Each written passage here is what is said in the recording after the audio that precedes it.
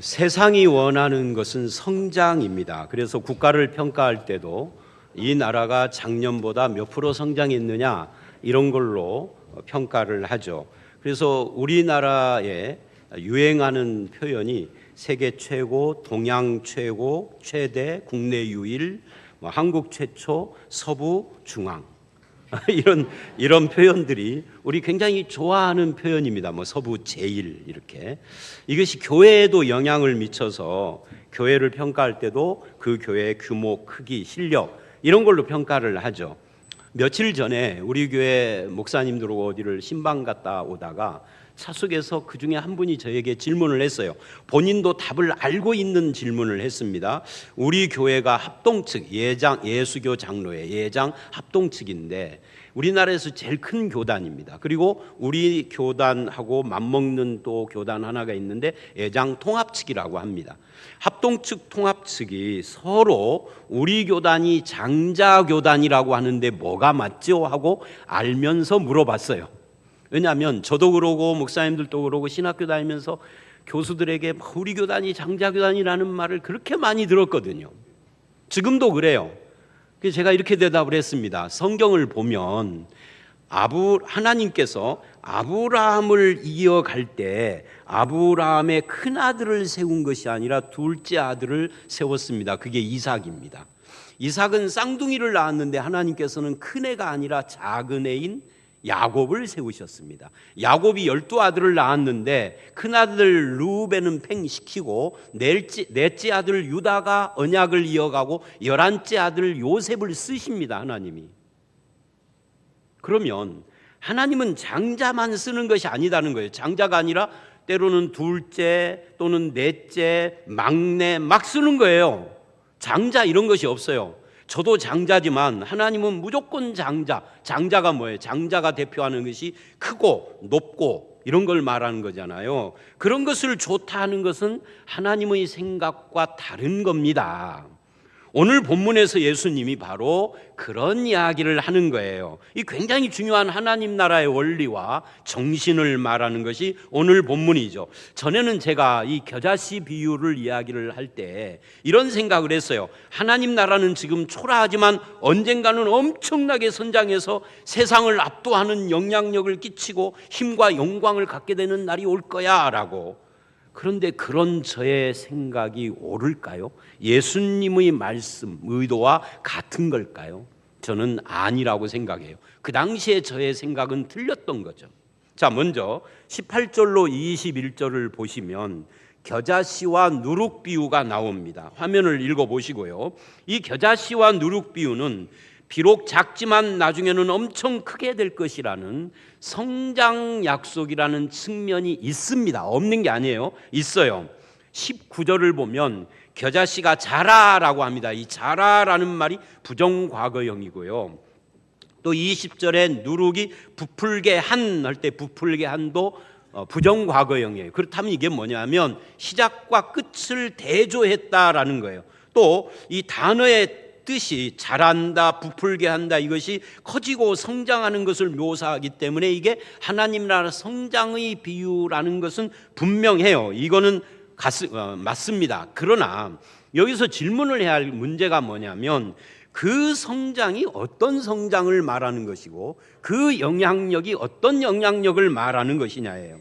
교회가 세상에서 엄청난 영향을 행사하는, 그래서 누구도 넘볼 수 없는 이것을 요즘 현대 한국인들이 뭐라고 하느냐면 넘사벽 그러잖아요.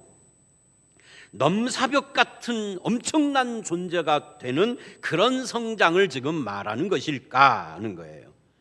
그래서 우리는 이 비유의 핵심이 성장이냐 그런 성장이냐라고 물을 때 대답이 아니다야.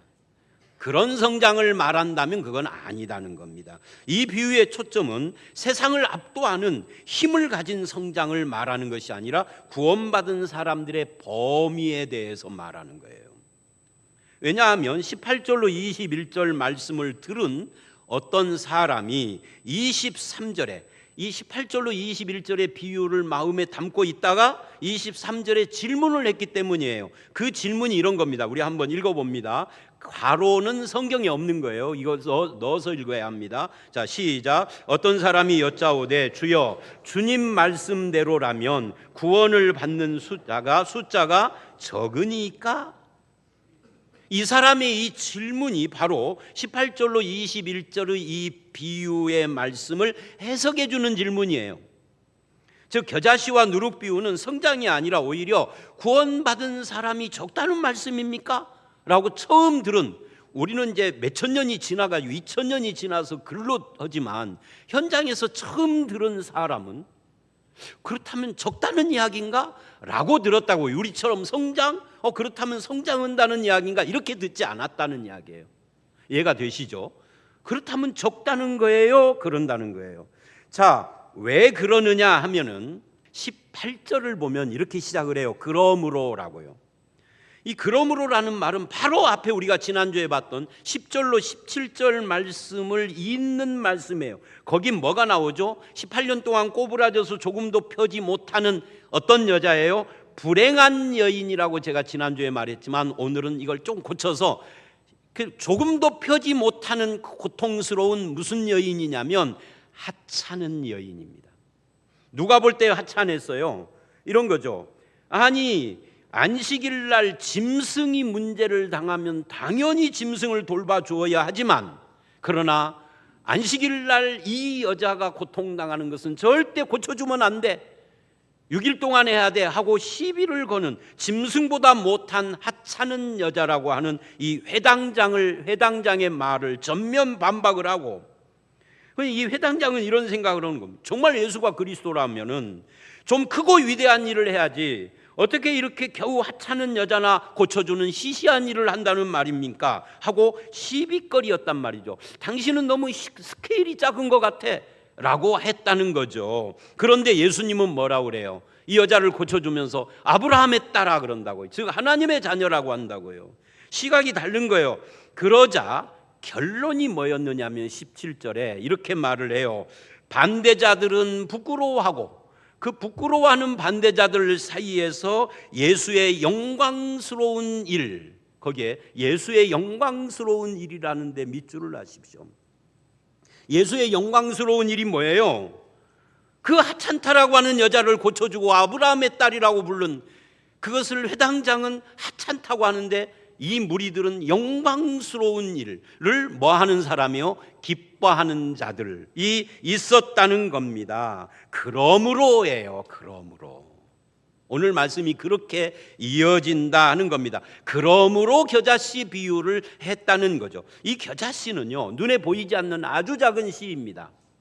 이 겨자씨를 내가 말할 때마다 항상 제가 전도사 때 원로 목사님이 요만한 봉지, 비닐봉지에다가 100개를 겨자씨를 담아서 선물한 것 이야기를 여러 번 했죠. 오늘은 좀 그 식상하니까 이렇게 표현을 할게요.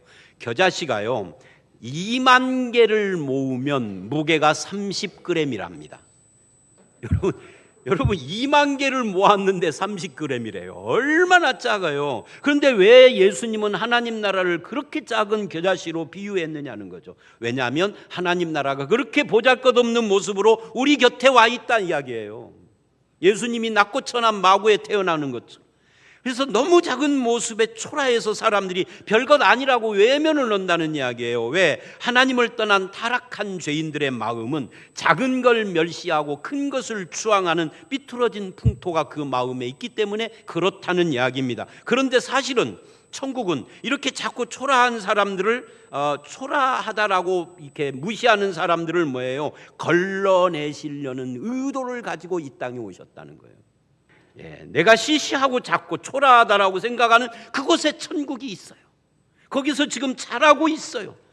결국 작고 초라하다고 멸시하는 큰 사람을 제외한 곳에 많은 새들이 와서 깃들게 되는 겁니다. 이건 크기라기보다는 수용을 말하는 거예요. 그래서 나 스스로가 작고 하찮고 보잘것없다라고 생각하는 사람이 우리 가운데 있다라고 하면은 그 작은 곳에 임하시는 하나님의 은혜와 영광을 그리고 그 소망을 붙드셔야 하는 거예요. 이게 신앙이에요. 작고 초라하다 생각하는 이 여기에 잡혀서 하나님 나라의 영광을 보지 못하고 세상을 부러워하고 세상에 타협하고 이끌려가는 그런 성도가 안 되어야 한다는 것이죠. 세상 기준으로는 작아 보이는 저와 여러분이 하나님 보시기에는 존귀한 하나님의 자녀라는 것을 믿으시기를 주의 이름으로 축원합니다. 이제 오늘 말씀의 두 번째 문단을 보십시다. 여러분 생각을 해보십시오. 제자들이 예수를 따를 때 처음부터 이런 복음과 하나님 나라를 알고 따른 것은 아니에요. 아마 예수를 따를 때 예수님에게서 놀라운 축복과 기적을 기대하고 또 예수를 따르면 언젠가 있을 그 메시아의 나라에 출세할 걸 기대를 했을 거예요. 그래서 야고보와 요한이 제자들과 싸웠잖아요. 그런데 예수님을 따라가다 보니까 이게 이상한 거예요. 전혀 다른 거예요. 부자가 천국 들어가는 것이 낙타가 바늘기 들어가는 것보다 어렵다는 말씀을 하지 않는가? 자기 십자가를 지고 따르라고 하지는 않는가? 이제는 겨자씨와 누룩비유까지 하는 겁니다. 그러니 이건 내가 생각하는 거와 좀 다른데? 이런 생각이 들지 않았겠습니까? 그래서 물어본 거예요. 23절 구원받는 자가 적습니까? 라고요. 오늘 본문은 24절 이하 30절은 도표를 보시면 이 질문에 대한 두 가지 대답입니다. 그 중에 첫 번째 대답이 24절로 28절이에요. 주님의 대답은 이런 거예요. 그래 많을 거야? 아니야. 많을 거야? 아니야. 적을 거야. 한 10% 될걸? 아니 한 30% 될까? 이렇게 대답을 하지 않았어요. 그리고는 엉뚱한 대답을 합니다. 그게 24절입니다. 한번 읽어볼까요? 24절 시작. 좁은 문으로 들어가기를 힘쓰라. 완전히 질문하고 다른 엉뚱한 대답을 하셨죠. 많습니까? 적습니까를 질문을 했는데 많다 적다가 아니에요. 좁은 문으로 들어가라. 그리고 그 다음에 이어집니다. 읽어봅니다. 이게 얼마나 좁은 문이라는 말하는 겁니다. 시작. 너에게 이르노니 들어가기를 구하여도 못하는 자가 많으니라. 얼마나 좁으면 들어가려고 해도 안 되는 거예요. 그러면 이게 좁다는 거예요, 넓다는 거예요? 이 사실은 좁다, 넓다, 크다, 작다의 문제가 사실은 아니에요. 왜냐하면 하나님 나라에 들어가는 것은 사실은 내 의지와 결심으로 되는 것이 아니라 하나님이 특별한 은혜를 베풀어 주시면 누구나 들어갈 수 있는 거예요. 근데 좁은 문으로 들어가기를 구해도 못 들어간다. 그래서 이 말씀의 좁은 문이 뭐냐는 거예요. 학자들의 표현에 의하면 이런 겁니다. 예루살렘에 보면 성문이 있는데 어디나 다 있죠. 이제 성문이 아침에 열었다 저녁에 닫으면 먼 곳에서 늦게 와가지고 닫힌 뒤 밤중에 온 사람들은 안에를 못 들어가면 노숙을 해야 되는데 노숙하면은 강도들도 있고 그래서 이제 난리가 나는 거죠. 그래서 이런 사람들을 위하여서 성문을 공식적으로는 닫아놓고 옆으로 이렇게 돌아가면 뭐가 있을까요? 우리나라 말로 말해봐요. 개구멍. 그게 이제 이 유대인들은 이걸 바늘귀라고 했답니다. 작으니까. 그러니까 낙타가 바늘귀로 온 게 이제 그런 걸 말하는 거예요. 정문으로 들어갈 때는 낙타가 고개 척 쳐들고 가는데 이리 가려면은 완전히 낮아가지고 기어 들어가야 되는 거잖아요. 그게 바로 여기서 좁은 문이라는 거예요. 그렇다면 그거는 이제 현실의 문을 말하는 거고 예수님이 말하는 좁은 문이 뭐냐는 거예요. 먼저 이 좁은 문이 누가복음 말고 다른 곳에서도 나와요. 어디 나오죠? 마태복음. 마태복음 어딘지 기억하세요? 산상수훈 7장에 나옵니다. 마태복음 7장. 마태복음 5장부터 7장 산상수훈은 다른 말로 천국 백성의 삶의 헌장이라고 그래요. 천국 백성은 이렇게 산다는 거죠. 그런데 어떻게 시작을 하느냐면 이렇게 말을 해요. 누가 천국 백성이냐? 마음이 가난한 자다, 애통하는 자다, 온유한 자다, 의에 주리고 목마른 자다, 긍휼히 여기는 자다, 마음이 청결한 자다, 화평케 하는 피스메이커다, 예수를 위하여 핍박받는 자다. 이 사람들이 복 있는 사람이고 천국 백성이다. 복의 개념이 바뀐 사람인 거예요. 천국 백성은 이런 사람들이 들어가는 좁은 문이나 세상의 넓은 복 개념과는 완전히 다른 거죠. 그런데 그런 방식으로 인생을 살고 그렇게 신앙생활을 하는 사람들이 많을까요? 적을까요? 적으니까 좁은 문. 그러니까 문 자체가 좁은 것이 아니라 그렇게 사는 사람이 적어서 좁은 문이에요. 그들은 세상을 따라 살고 세상의 흐름을 따라 사는 것이 성공의 조건이라는 인생관을 갖고 살기 때문에 이 좁은 문으로 들어가질 않는 거예요. 그러니까 좁은 문은요, 이게 반복되는 이야기인데 문 크기가 아니라 사람들이 그리로 안 가려니까 좁은 거죠. 많은 사람들이 가는 문이 아무리 좁아도 넓은 문인 거예요. 다 가니까. 눈에 보이지 않는 하나님 나라, 이 좁은 문을 통해서 마태복음 7장 한번 본문을 읽어보죠. 14절로 13, 14절 시작. 좁은 문으로 들어가라. 멸망으로 인도하는 문은 크고 그 길이 넓어 그리로 들어가는 자가 많고 생명으로 인도하는 문은 좁고 길이 협착하여 찾는 자가 적음이라. 그러니까 좁은 문 반대는 뭐예요?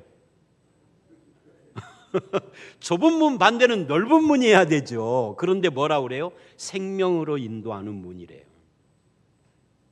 생명으로 인도하는 문은 좁은 문이고 멸망으로 가는 문이 넓은 문인 거예요.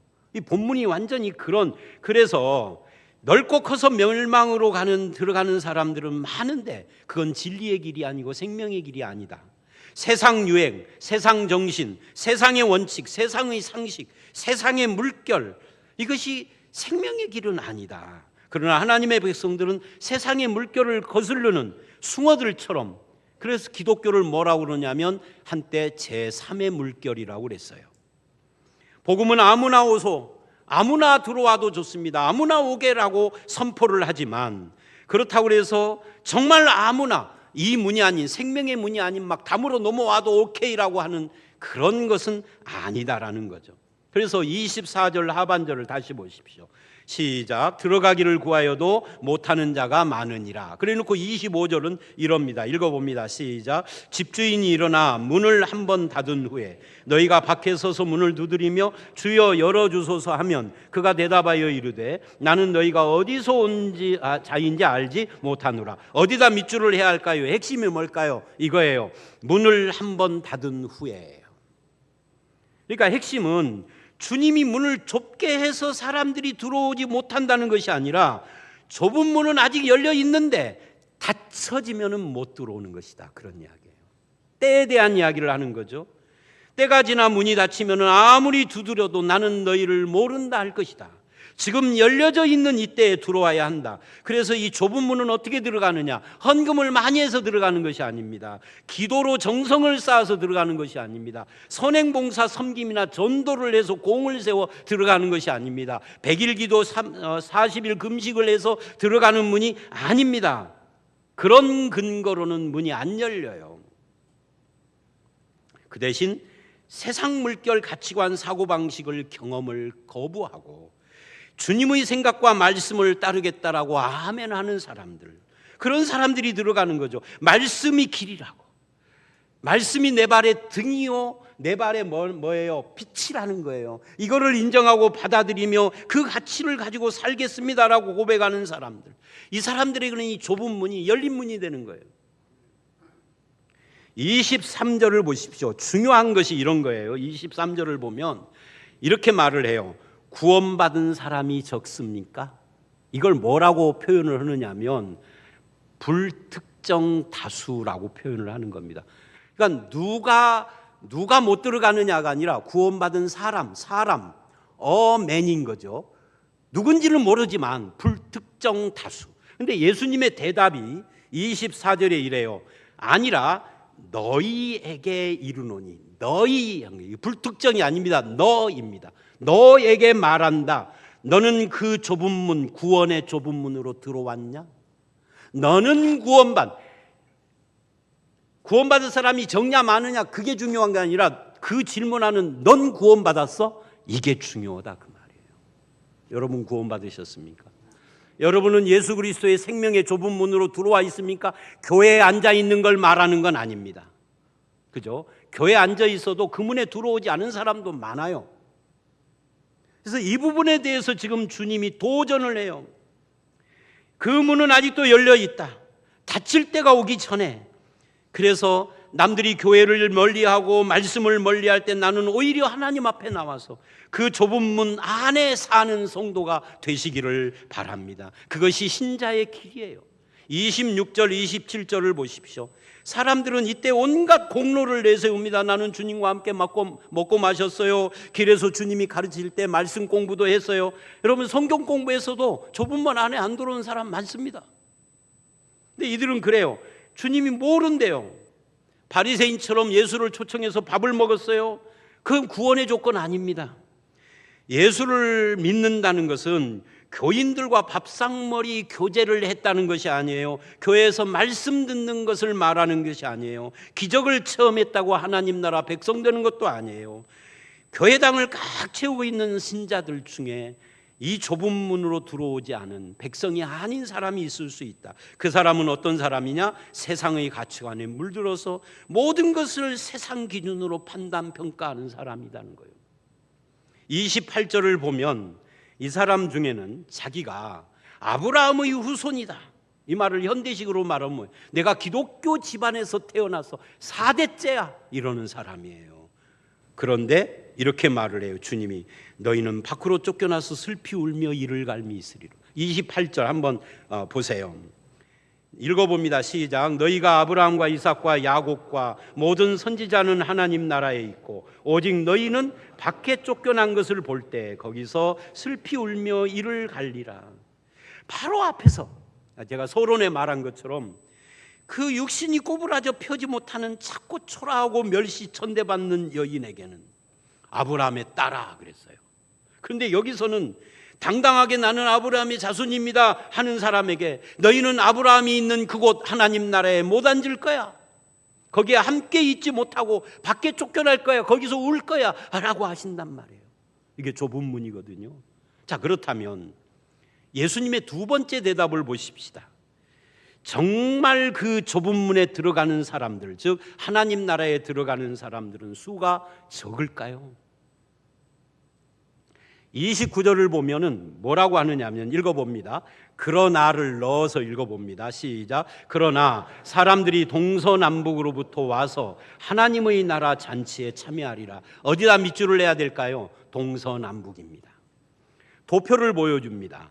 구원받은 사람이 적습니까? 구원의 범위에 대한 질문을 할 때 첫 번째 대답이 좁은 문으로 들어가라 그랬어요. 두 번째 대답이 뭐냐면, 그런데 동서남북으로부터 많은 사람이 올 거야.